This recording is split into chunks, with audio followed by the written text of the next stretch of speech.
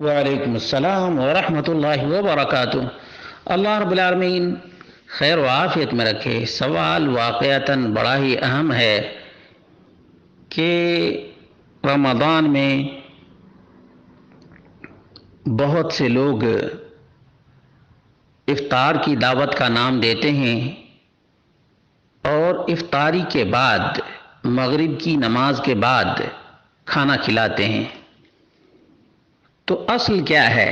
اس کا جواب یہ ہے کہ اللہ کے رسول صلی اللہ علیہ وسلم کا فرمان ہے، من فطر صائما فلہ اجرہ ولا ينقص من اجر صائم شیء۔ جس نے کسی کی افطاری کا انتظام کیا اس کے لیے روزے دار کے برابر اجر و ثواب ہے، اور روزے دار کے اجر و ثواب میں کوئی کمی نہیں ہوگی۔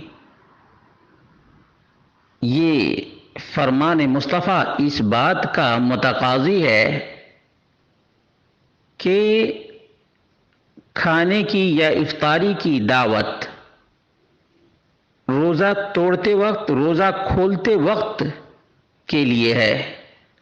کس وقت کے لیے ہے؟ روزہ کھولتے وقت۔ اس کا آسان طریقہ یہ ہے کہ افطاری کے وقت میں افطاری کے سامان کا انتظام کر لیں اور اس کے بعد کھانے کا بھی انتظام کر لیں۔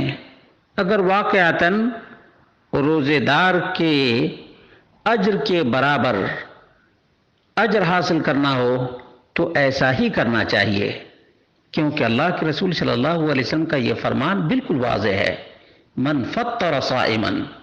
اب ایک روزے دار آدمی افطاری کر چکا ہے، اس کو آپ کھلا رہے ہیں تو کھلانے کا اجر تو ملے گا، مگر روزے دار کو افطار کرانے کا جو اجر و ثواب ہے وہ نہیں ملے گا۔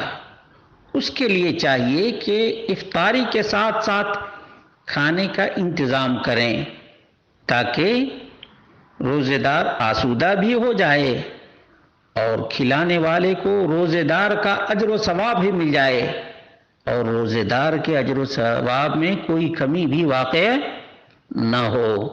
واللہ اعلم بالصواب۔